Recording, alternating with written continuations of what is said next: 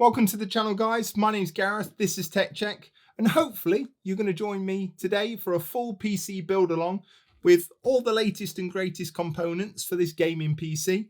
We're going to be building in this Phanteks P360A case along with a 3070 and a 5600X. If that's something that's going to interest you, stick around. Before we kick things off, guys, this is where I'm going to do some groveling and ask you for your support. So if it's the first time that you're here on the channel, please consider subscribing to the channel. It really does help me out. If you like this type of content, then leave a like rating, leave some feedback in the comments section below. With that being said, let's get building. We always start these build guides with a parts list, guys. And for everything that we're going to be included in this build today, if you want to find out where they're from, how much they were, there's links in the description, guys. There will be Amazon affiliate links. Doesn't cost you guys any more, but it helps the channel. So feel free to use those links if you're interested in any of these parts. So kicking things off with the motherboard, guys, this is Gigabyte's X570 Aorus Elite, an absolutely fantastic bang for the buck motherboard. This can support AMD 3000 series chips and 5000 chips. The only difference being is with the 5000 chips, because this is Rev 1, it will require a BIOS update, guys. So don't think you can build all of this, pop in your chip, and then all of a sudden just switch it on and it'll work, because it won't. You'll just have a blank screen and it won't boot. It's because it requires a BIOS update. But a couple of nice features on this board include dual M.2 drives, obviously being 4.0. It's got some fantastic VRM cooling, and it's also got USB 3.2 Gen 2 Type C as well. So if your case doesn't have it, you've still got an option here. But overall, an absolutely fantastic motherboard. For the CPU, guys, an absolute legend here. This is the 5600X. Some fantastic IPC improvements over the last Gen 3000 series. This is a 6-core, 12-threaded chip with a base frequency of around 3.7 with a turbo boost of 4.6. Absolutely fantastic chip. It compares very well to the 3700X, which has 2 more cores and 4 more threads. But overall, again, I got this for a fantastic price. I think I paid £220 on Amazon for it. Again, links in the description. But overall, fantastic CPU, and this will pair really nicely with this Aorus Elite as well. For cooling, guys, we've gone with this Arctic Freezer 34 Esports Edition. Now, this is a Tower CPU cooler. You do get a cooler with this 5600X, but it's not great. It will get you by, but if you want to do any overclocking or you want to use it for any sustained period of time, then you're better off with either an AIO or a better Tower cooler. And this Freezer 34 is absolutely fantastic. Amazing bang for buck, and it's comparable to like a Evo 212, and there's a couple of others as well. But I just think that for what you get with this, it's got this Airstream fan on the front. It's made by Arctic. Their AIOs are amazing as well. We wanted something which was small form factor. We didn't have the budget to go for a 240 all-in-one. So I said this would be absolutely fantastic. In the box, guys, you obviously get the fan included, and it comes with some Arctic MX4 paste as well. Overall, just an all-round fantastic cooler, which will offer a much better solution than what the actual included AMD cooler will. For RAM, guys, we've gone with Crucial Ballistics 3600 megahertz DIMMs. They are 2 8-gig sticks, so 16 gigs in total. It's CL16. Absolutely amazing value, guys. I think we paid somewhere around $79.99, comparable to Corsair LPX RAM as well. So decent timings, really good megahertz, work perfectly well with this AMD 5000 CPU as well, and work nicely with this Aorus motherboard. So overall, really happy with this. Onto storage, guys, and for our boot option, we've actually gone for Western Digital's SN550. Now, this is a 500 gig drive, fantastic read-write speeds, an absolute bang for buck bargain, guys. This was around £53, £50, something like that. Offers good storage, 500 gigs, so you can bang on Windows. You're going to get really fast boot times, and you've still got around 450, 400 gigs worth of storage that you can utilize after for your games library and things like that. But overall, fantastic value and really happy. For our largest solution, guys, in terms of storage, we've gone for this 1000 gigabyte BX500 from Crucial as well. Again, absolutely fantastic value for money, guys. 2.5-inch SSD, and you will notice that we don't have any mechanical drives. It is 2021. We didn't need huge amounts of storage, so we opted to invest a little bit more money into SSDs rather than having a 2 or 4 terabyte hard drive that we're perhaps not going to use. So again, fantastic product. Crucial brought it out the bag. I think that was around £70 for 1 terabyte as well. So overall, really, really happy. Onto the graphics card, and this is MSI's Gaming X Trio RTX3070. Look at it, guys. It looks insane. Now, this is the only part that we didn't actually purchase from Amazon itself, but it was purchased online from an online retailer, and they did have a couple more as well. So nothing special. We just literally went online, typed in RTX 3070, looked for obviously UK, and there it was. Now, we didn't pay a bad price. Again, I'll leave it in the description down below, but I think it was quite a good price for the current climate. We paid $779. So overall, really, really happy. Not only is it going to look the part, but it will also perform a part with all the rest of these parts as well. So couldn't be happier to get one. So onto the case, guys, and we're going to house all of these parts in this classic. It's a Phanteks P360A. And as you can see, the front grille here has got airflow in mind. It's got this nice understated little blackout tempered glass side panel as well. And it's got 2 RGB fans. Now we have picked up 3 more RGB fans from Phanteks. This is their SK120 DRGB fans, and they will go nicely at the top and at the rear. So we'll have 2 intake and 3 exhaust fans. It's going to contrast really nicely with all the rest of the black parts. We didn't want something that was OTT and that was going to take a lot of maintenance, and this ticked the box for every single one. So now that we've got all the parts listed, guys, and as I said, everything's down below in the description box, let's get building. So in normal circumstances, guys, I would say clear off your desk. Make sure you've got nothing else except for what you're actually going to need. And in normal circumstances, that would be your CPU, your RAM, your M.2 or NVMe drives, plus your tower cooler or all-in-one. Now, that's in normal circumstances. In this circumstance, we actually only require our motherboard, okay? And the simple reason for that is because this Aorus Elite, whilst it readily accepts Ryzen 3000 CPUs, it doesn't accept Ryzen 5000 CPUs without a BIOS update, okay? Now, I will give you a brief overview of how to actually complete this, but I'm going to leave a card just up here, guys, to a gentleman that explains this process very, very easily, step by step, so that you can complete this task with no issues or any problems. So essentially, guys, what you're going to require is you need to go to Gigabyte's website. You need to download the latest BIOS for this Aorus Elite motherboard. And you will see that the latest one as of today is their F34 BIOS. You need to download that into your desktop or your downloads folder.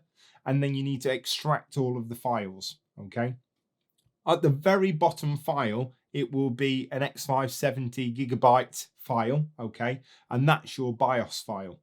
You need to rename that to gigabyte.bin, okay?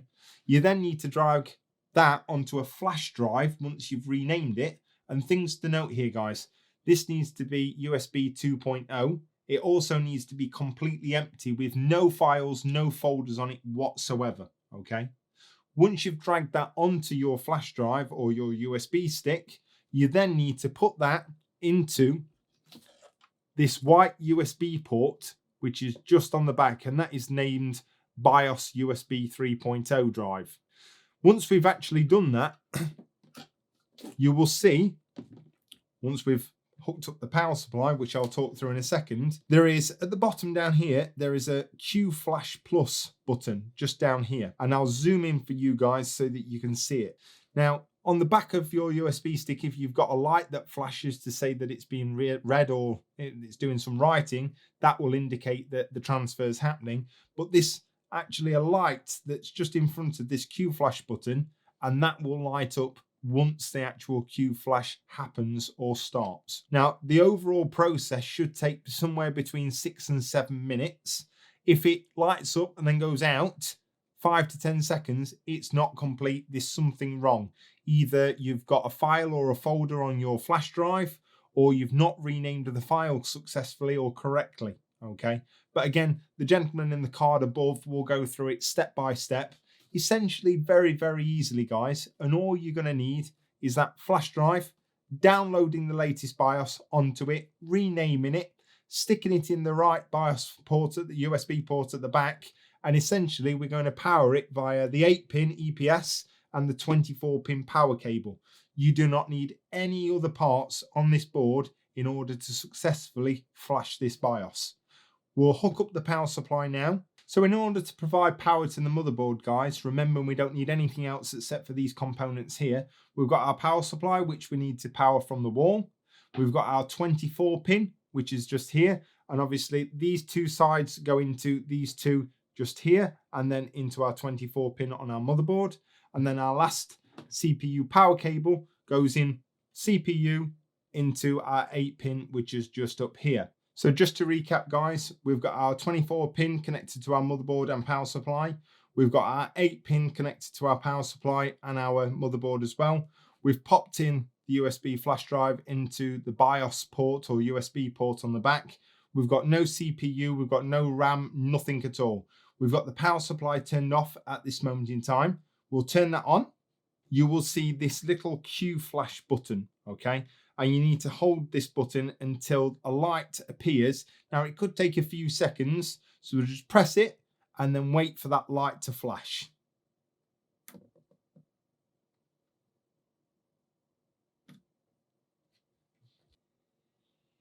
Whew, thank God for that.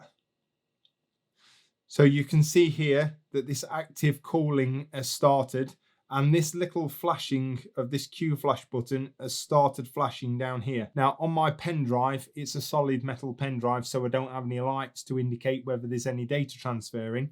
But what we should see here, guys, is this light should continually flash for at least the next 5, 6, 7 minutes, something like that, until it's actually completed. The file itself is not very large, but the process it takes to flash the BIOS is quite lengthy. So don't touch anything, don't press anything, don't turn anything off, don't pull out the pen drive. Just let it do what it's doing. Keep an eye on the clock, somewhere between 5 and 6 minutes. If this light goes out after that time, you should be absolutely fine. With that being said, you won't know everything has been completed until you actually pop in your CPU and do a test boot. Now that light has gone out, guys, you can turn off the power and you can remove your USB flash drive from the back of the motherboard. You will no longer need that, and you should have successfully flashed your BIOS to enable 5,000 CPUs to successfully work on this. Now, what we need to do, guys, is we need to disconnect our 24-pin and our 8-pin and put our power supply to one side, and then we can continue with the build as we would normally. So now that we've successfully flashed our BIOS, guys, we're going to need, out of this particular motherboard box, our SATA data cable. We're going to need our M.2 or NVMe screw and our standoff, as well as, if you do want to use it, our G connector, which connects all our front I/O, so it makes it really, really easy. You can just shove it in for your power button, your reset switch. Essentially, guys, as we said previously, CPU, M.2, RAM, cooler, okay? So all we're going to do first is we're going to install our CPU. So we're going to take our 5600X and we're going to undo that. Now, things to note here, guys, okay? On Ryzen chips, the actual CPU houses the pins themselves. There's none in the CPU socket, okay? So when you are undoing these, try and do it low down over a table, because the worst thing in the world is you open this, it flies up, it either lands on your motherboard or bends all the pins. So just be ultra careful. When handling these CPUs, guys, try and keep your fingers off of the IHS at the top And definitely don't touch any of the pins on the bottom. There's normal human oils in the skin, etc. And you want to try and keep this as clean as physically possible. Now, what you will see, guys, is on this particular CPU, there is a triangle just here, okay? And on the actual socket itself, there is a triangle just in one of the corners.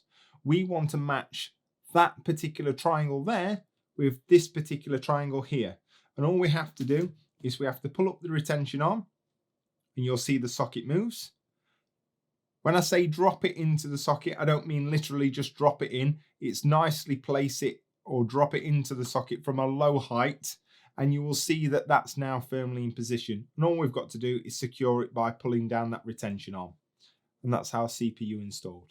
We'll move on to the RAM, guys. As we said previously, this is Crucial Ballistics 3600 megahertz C16. Really nice RAM. Again, these have a tendency to fly out, so just be careful with these as well. There we go. Things to note with the RAM, guys. You will see at the bottom down here, there is a little groove, and it's more to this side than it is this side. And again, on the DIMM slots, you'll notice it's more lower down than it is in the middle, okay? So what we have to do is open our DIMM slots. We have to match up this groove with the groove that's on the actual DIMM slot itself. Now, in this particular scenario, we've only got 2 sticks of RAM, but there's 4 DIMM slots, okay? Now, the easiest thing, if you've only got 2 DIMMs, is you start on the outermost side, i.e. on your right-hand side, and you populate that DIMM slot. Then, once you've got it in place, if you put about a firm amount of pressure on, you'll hear it click into position. Now, to make use of this dual channel memory, we need to populate a slot, miss a slot, then populate a slot, starting from the far right-hand side.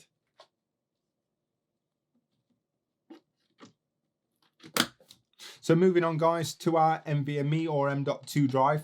Now, this is a PCIe Gen 3, and even though X570 supports PCIe 4.0 Gen 4, we're not obviously going to utilize that because our drive is only PCIe 3. Now, what we need to do is we need to remove the 2 little screws on the actual guard itself, or this one's only got 1. And we can place that to the side. We can open up our M.2 drive. So to install the M.2 or NVMe drive, guys, all we have to do is line this up with these 2 little grooves at the end here. And if we put it in at an angle and press firmly, there you go, you'll see that that's nicely in position. And then what will happen is when we install that standoff, this will screw nicely and then this guard will go straight back on top. You have to get your M.2 screw and your standoff out of your motherboard box. And by placing the NVMe drive in position, you will see that we now require this particular screw here to have the standoff.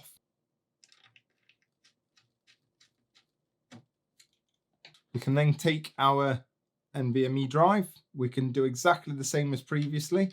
Put it in at a slight angle, just like that. Press firmly, and then you'll see that that will sit nicely on that standoff just there.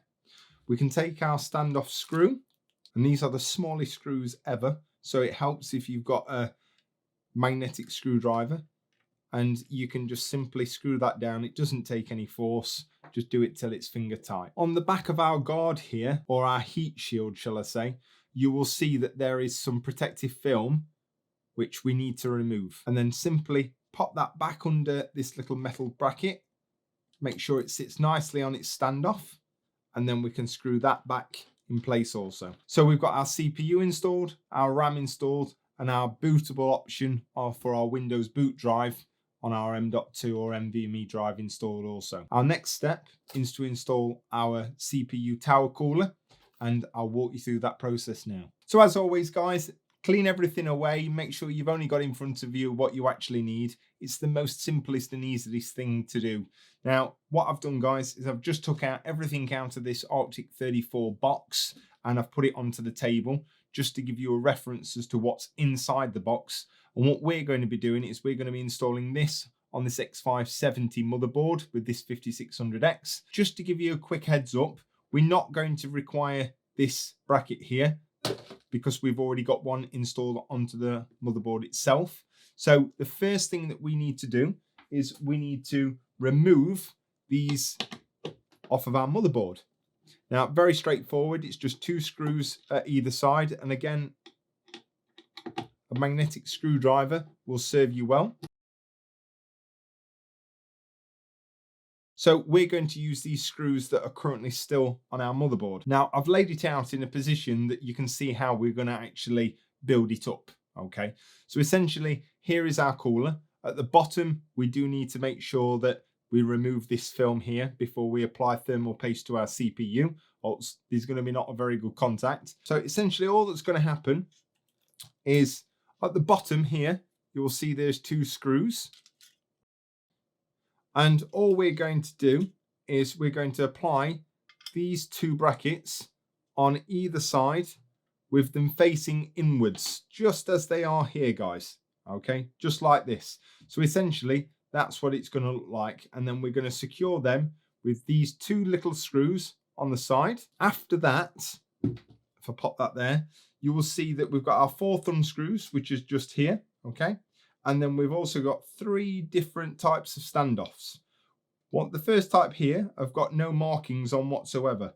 The second lot, I've got 1 marking on, and the third lot, I've got 2 markings on. So essentially, for AM4, we're going to require the ones that have got 1 mark on each of the standoffs. First thing we've got to do, guys, is we've got to remove this particular fan here, okay? And you can do that quite simply by just pulling on the side of these, lifting them up and just pulling it to the back, and that will remove the pressure on the fan and allow it to be moved.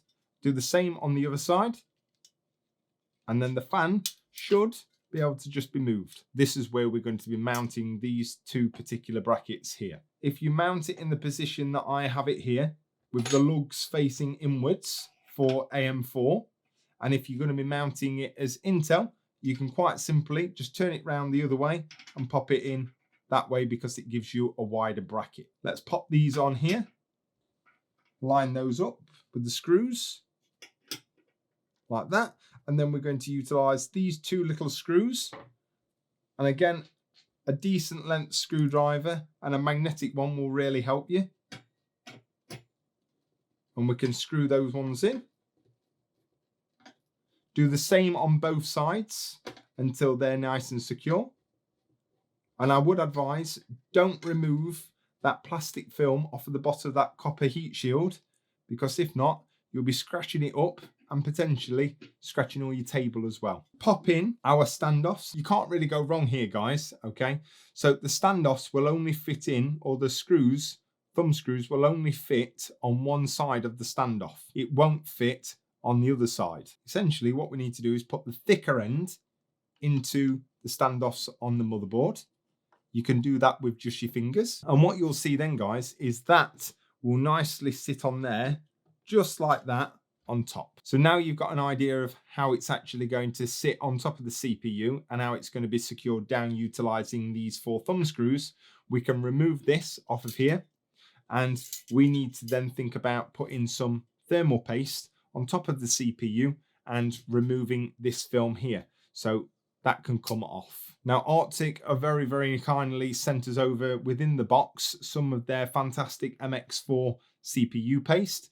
However you want to apply this, I always tend to put a nice decent amount in terms of P-shape inside of the center of the CPU. So now that we've put our CPU paste on, guys, what we can do then is we need to orientate it so our logo is correct. So that means the fan is going to be on the right hand side. We can pop this on top and we can secure it in place with the 4 thumb screws. And what we can do now, guys, now that you've got all 4 thumb screws, is start in one corner and do a few turns, and then go to the other corner and tighten that one up.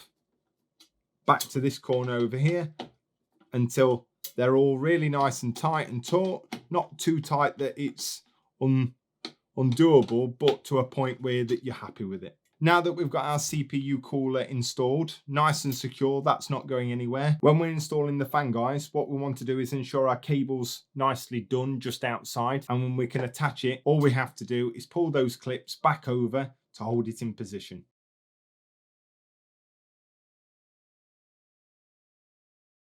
So now that we've connected our fan on this side and on this side by utilizing them clips and it's nice and secure, you'll see that you've got your fan cable here. Now it's got a splitter off it, and this has got a 4-pin off this end. So if you've got any other Arctic fans or anything like that, you can daisy chain them, but we're not going to need that. What I'm going to do is I'm just going to zip tie that together like that. And then what you will see is on this connection here, which is your 4-pin PWM header, all we've got to do is connect that to our CPU fan header on our motherboard just there. What I'm going to do is zip tie this together, and then we can hide this cable here underneath the actual heatsink and make it nice and tidy. So if you followed along, guys, we've got our CPU nicely installed with our Arctic cooler on top. We've got our 2 DIMMs of RAM in the correct DIMM slots, and we've got our NVMe drive on that top M.2 slot. What I would say at this point, make sure that you take any of this plastic wrap off of your motherboard or your active cooling, just because it's much easier to get it off now than it will be when we've installed it into the case. So now that's all completed, guys, I would advise putting your motherboard box to one side, allowing you to get some room for the case. And as we said before, guys, this is the Phanteks P360A. Fantastic little case. All we've got to do to take the front off is pull nice and gently at the bottom. There we go. He said gently. He's yakking at it. That removes that, and that gives us really nice access and can see these nice Phanteks RGB fans at the front. In order to remove the side panel, all we've got to do is remove these 2 thumb screws that you can't undo with your thumbs. So you'll need a screwdriver. I wonder if it'll fall off if I take them both off at the same time, or are they captive? Yep, they are captive thumb screws, which is good. Is it magnetic? No. Yes, it is. So it's slightly magnetic, which is really good. So we'll keep this film on this tempered glass just so it don't get scratched. Same for the actual back panel, which again we'll need the screwdriver for because they've been over tightened. Pull to one side and then that will lift off. So just looking at this case a little closer, guys, you will see that at the back you've got 2 mounting positions here for 2.5-inch SSDs. It's got a nice little recess here so you can route all your cables up there and keep your cable management really nice and tidy. It's got plenty of room for, I would say, up to probably around 850 watt power supply really comfortably. And at the front just here, you've got your 2 SK RGB fans, and then you've got 2 mounting positions for these easy access hard drive bays. So taking a closer look at the front of the case, guys, you can see here it's got a full length PSU shroud. Inside the case, it's got the standoffs already included.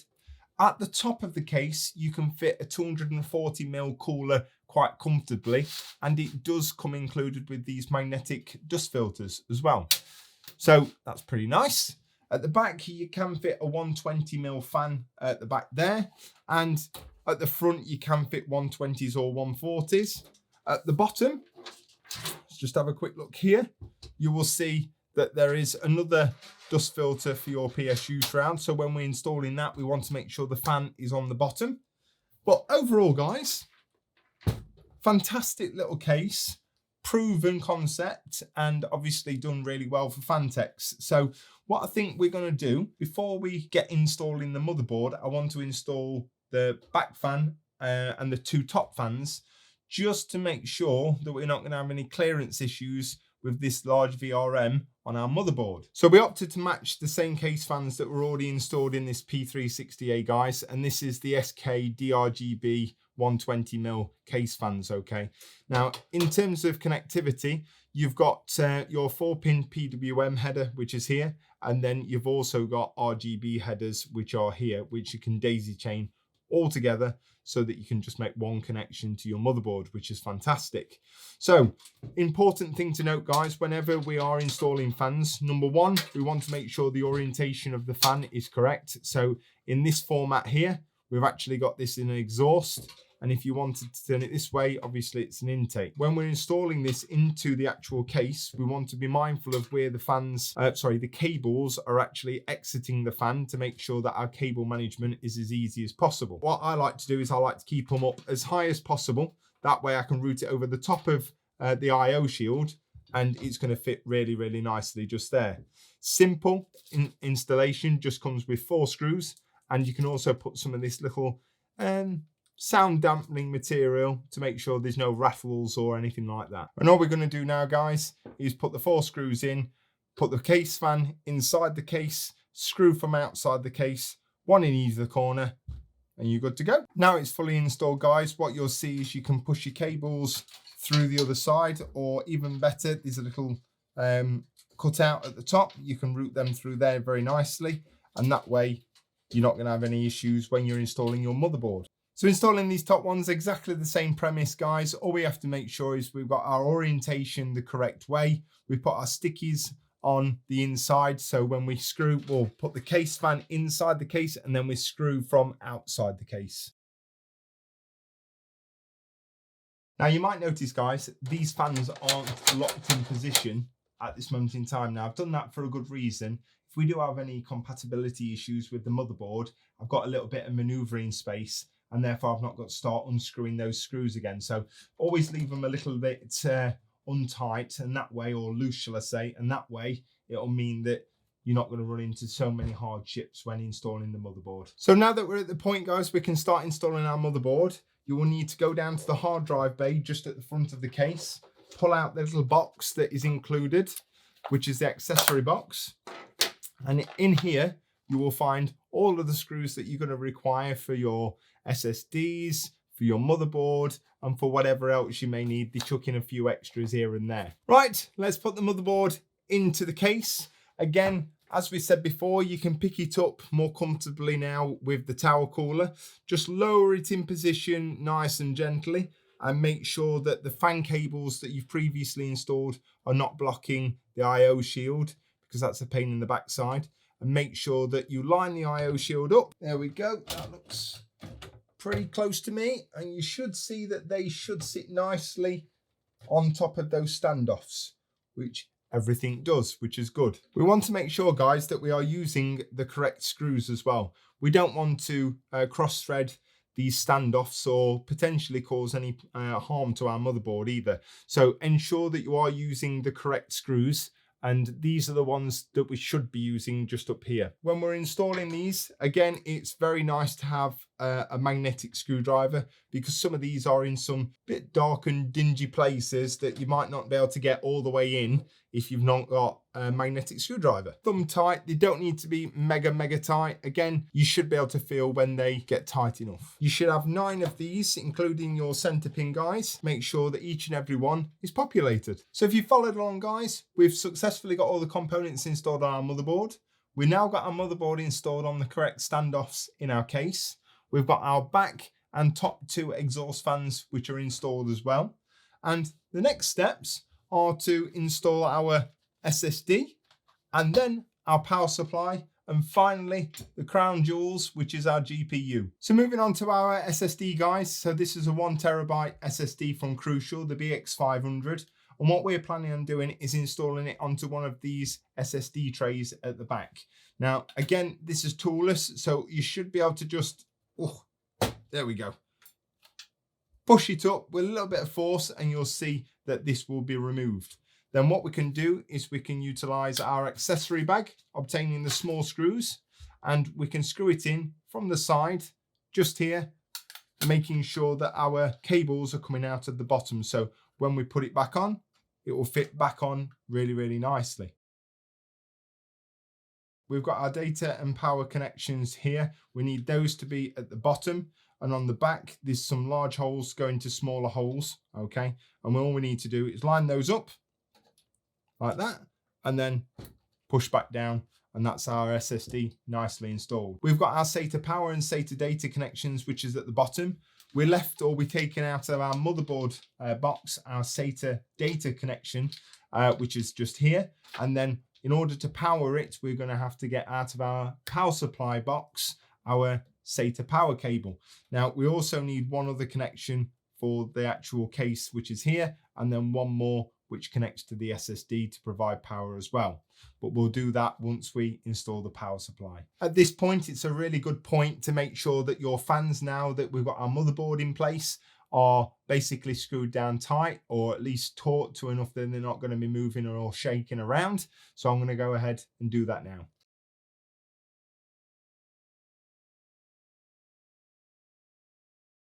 We can even put our magnetic filter back in place so we don't misplace that. So at this position, guys, what I like to do is I like to get our front IO through to the front of the case. That way I know how much length on the cables I've got to play with, and we can kind of tidy up the back of here, ready for wiring up these RGB fans. So first of all, we've got our HD audio and our power switch and our basically USB 3.0.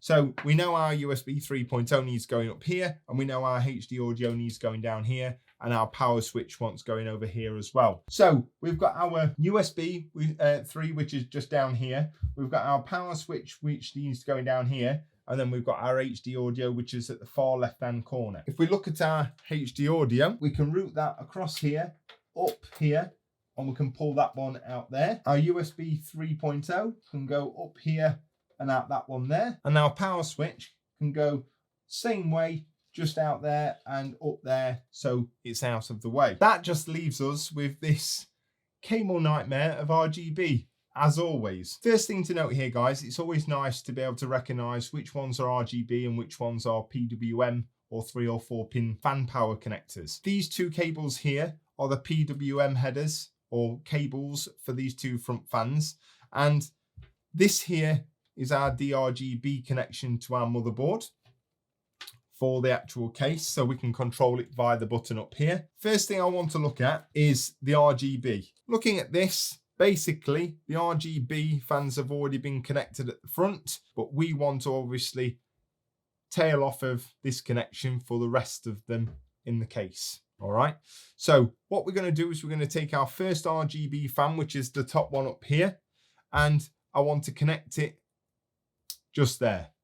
Then we use the tail off of that one, and I take the second fan, which is there, and then I connect that one up again.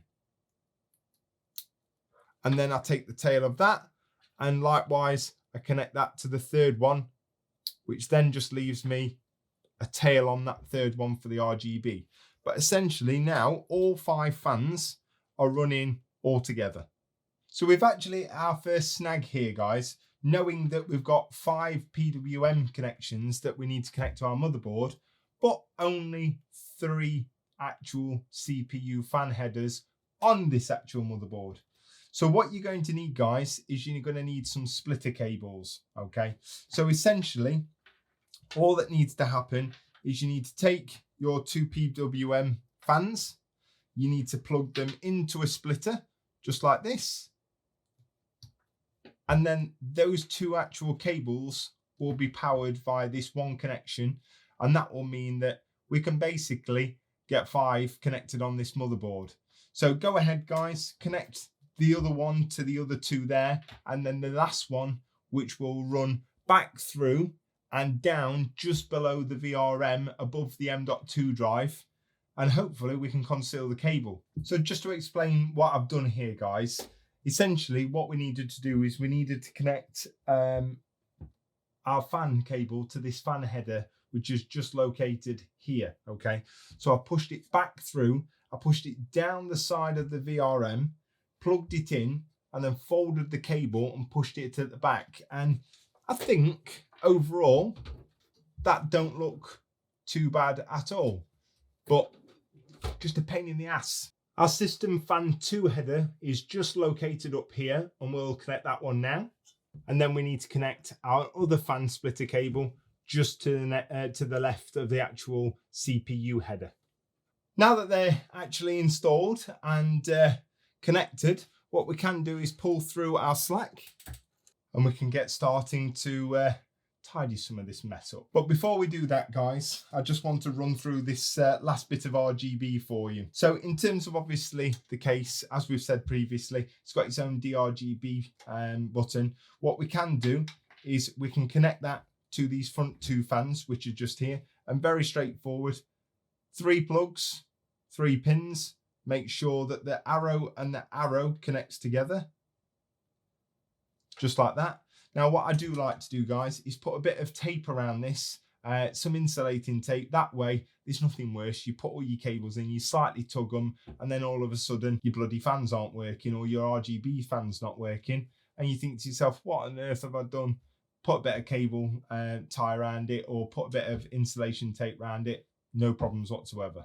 So once we're in this position, guys, it's an optimal time to actually connect our USB, our power switch, and our HD audio. I'll start with the power switch. First thing I would always say is please consult your motherboard manual. If not, there is a little key which is on your motherboard as well, indicating where each of the individual cables go. Now, on this particular one, we've only got our power switch, which is fantastic. And on all Gigabyte motherboards, they actually give you one of these G connectors, okay, which in actual fact is even better because you can simply just plug it into this and then one plug and push the whole thing in. Now, we would normally use this, but seeing as we've only got one cable, I can quite clearly see that the power switch, the positive needs to be on the left, the negative on the right, and it's just this cable here. So we'll go ahead and connect that now. In terms of our USB 3, okay, on our connection, you've got a little notch at the top. We just need to match that notch with one of our USB ports, which is down here, and it will always be at the top. Now, when putting these cables in, guys, just be ultra careful because the pins on the actual motherboard, they will bend if you don't get them lined up perfectly, and it is a bit of a pain in the backside to bend them back. So nice and gentle. And last but not least is our HD audio. The simplest way to do the HD audio, guys, is on the back here, you've got a series of 5 pins at the top, and then you've got 3 pins, a blank, and then a pin, okay? Check at the bottom left-hand corner. You'll see that there is a blank on the bottom row, so we just need to enable blank at the bottom, and it's easy by having the HD audio sign upwards. Now they're all successfully installed, we can pick up the case and we can start doing some cable management. Right, after about 10 minutes, just tidying up the cables, making sure they're out the way, what we can do now, guys, is we can get our power supply out. Obviously, we used it earlier to test and to update the BIOS. So in our box, guys, we've got our 4 screws to secure it to the case, plus a few more zip ties. We've got our 8-pin GPU power cable, another 8-pin power cable, and then our SATA power cable as well. So now that you've got your cables, guys, you can go ahead and install those. As we said previously, guys, this P360A has actually got a filter down here in the bottom or the basement of the case for the actual PSU. So we want to ensure that when we're installing it, the fan is facing down, therefore getting plenty of ventilation and stops all that dust.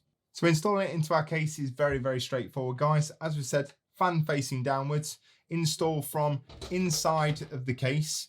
Just be nice and gentle pushing it in. This particular case has got a couple of feet so the PSU can sit on, stops any noise and stuff like that. What we're going to do then is install it with the 4 included screws, 1 in each corner.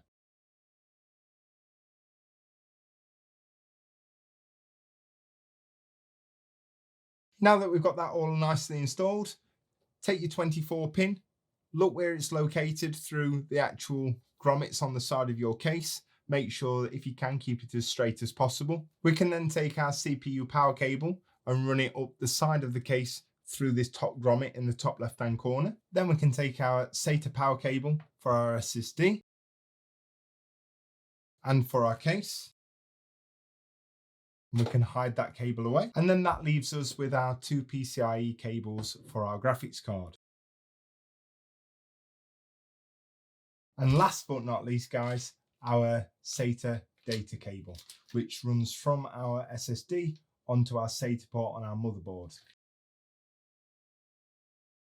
Just before we install the GPU, guys, we need to remove this little back plate here to allow us access to be able to take these actual brackets out of the back. That can be simply done by just unscrewing this slightly. Again, the thumb screws are slightly too tight to actually take out.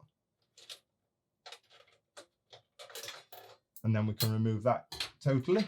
And then what we can do is we can measure up our GPU, make sure that we're removing the right back plates so we don't make a mess or bend any of these. Not so bad in this case because you can actually take them out and put them back. But in some of the more budget kind of cases, you have to actually bend them, snap them and take them out. And as soon as you've done the wrong one, looks a bit of an eyesore. So let's get the GPU. Woo, brand new. Woo, it smells nice. I'm not going to open that though because it's not mine. In this Gaming X Trio, it comes with a nice sag bracket as well. I think we'll use that. Bloody big.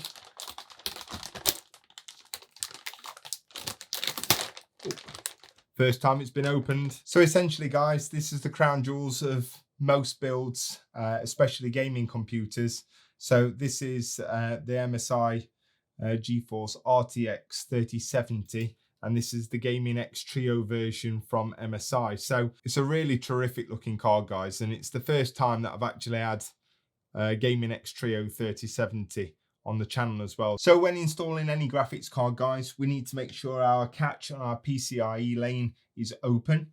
And the easiest way to figure out which brackets to take out of the back here is if we line it up just here, then we can see that we need number 2 and number 3 removing from this case. Let's go ahead and let's get this installed. Line it up with the PCIe lane. And what we're looking for, guys, is a small little push and a confirmation click. There we're in. What we can do at this point is I would advise putting your thumb screws back in place to give this a bit of security so it don't fall. You don't want any damage, especially now that you've just built it. What I'm doing here, guys, is we're going to go ahead and install our sag bracket. That means that I've got to undo all of the thumb screws at the back because it's got so many bloody thumb screw spacers. So what we'll do now, guys, is we'll just place one of these back and we'll put the thumb screw through, obviously, the little bracket here and also through the sag bracket as well. Now that we've got that nicely installed, guys, with this sag bracket in place, it will provide plenty more support for you. Now, this actual card needs 2 8-pin connectors. And what I've done is I've run 2 8-pin PCIe cables, okay? Now, the easiest thing to do is to use 2 cables. Cards like these are quite power hungry and they'll be much better having 2 independent cables. So go ahead, hook up the 2 8-pins. There we go. Right, and you'll notice down here, guys, what I've done is I've pushed the excess cables into this hole. So we've got this really nice, clean finish. And I think it looks really nice, especially with these flat Corsair PSU cables. So again, really nice, clean, tidy finish, guys. Nothing too spectacular. We've just used, obviously, as many tie down points as we can just to keep the cables concealed as much as possible. But I hope you'll agree, the back is not too bad either. Right, so the moment of truth. Power on. This is the moment we pray to the PC gods and hope that the RGB wiring is all done correctly. We'll turn it on. So what you'll see here, guys, is the 2 front fans are obviously intake. We've got our top 2 fans as exhaust and our rear fan as an exhaust as well. They are connected to the motherboard by the 3-pin RGB pin, and they're all connected and synced to the motherboard as well. So whatever lighting the motherboard is emitting, that is what these fans are going to obviously emit as well. The 3070, which is chucking out a bit of rainbow puke at the front, and then everything else, which is this nice nice orange. But I'm very, very, very pleased with regards to the outcome. And I know this is going to a very, very good home. It's going to be really looked after.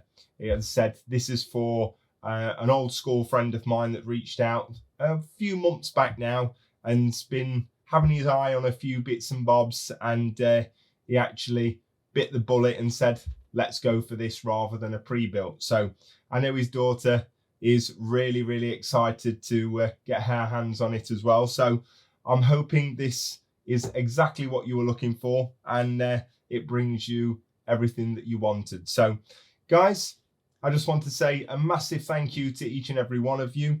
If you've not done so already, smash that subscriber button, turn on those notifications so you get notified each and every time that we upload a video. Leave a like rating. If you want to leave any comments or you want to ask any questions, leave them down in the comments section below. My name's been Gareth. This is Tech Check. I'll see you in the next one.